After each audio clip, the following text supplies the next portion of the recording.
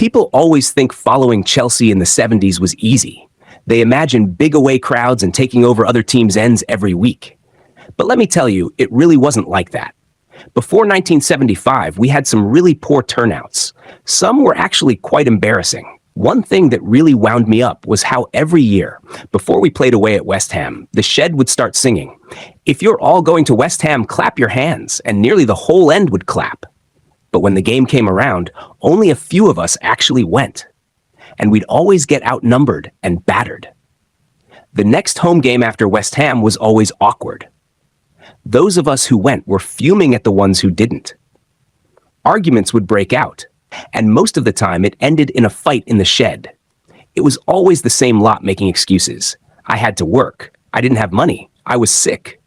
Why not just say you were scared? It wasn't just West Ham either.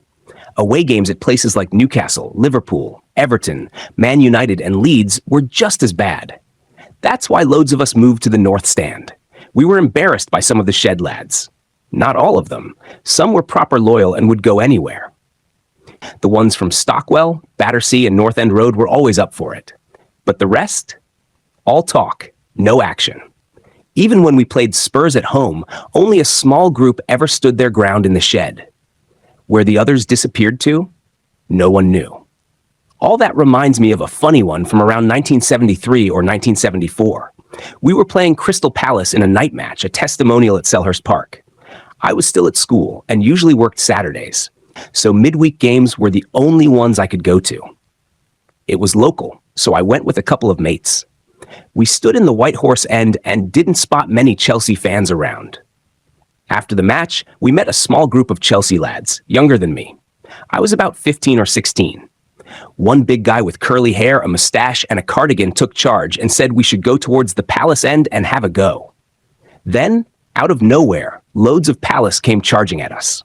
That big fella and the rest of the Chelsea lot ran off straight away. Me and my mates just stood there. We weren't going to run.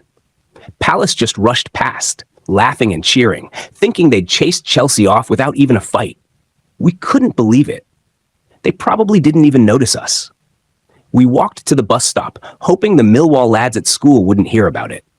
I felt properly embarrassed. Then a few Palace fans walked past, still bragging. We decided to get a bit of revenge, ran over, got a couple of hits in, and they ran off. Just as we were about to chase them, I heard someone call, "Stephen." I turned around. It was my mum, dad, and little brother. They'd been to the game too and had no idea I'd been trying to act the hard man. Then my mum, God bless her, marched over, whacked me with her handbag, and shouted, "Stephen, you're grounded for the year. Wait till your granddad hears this."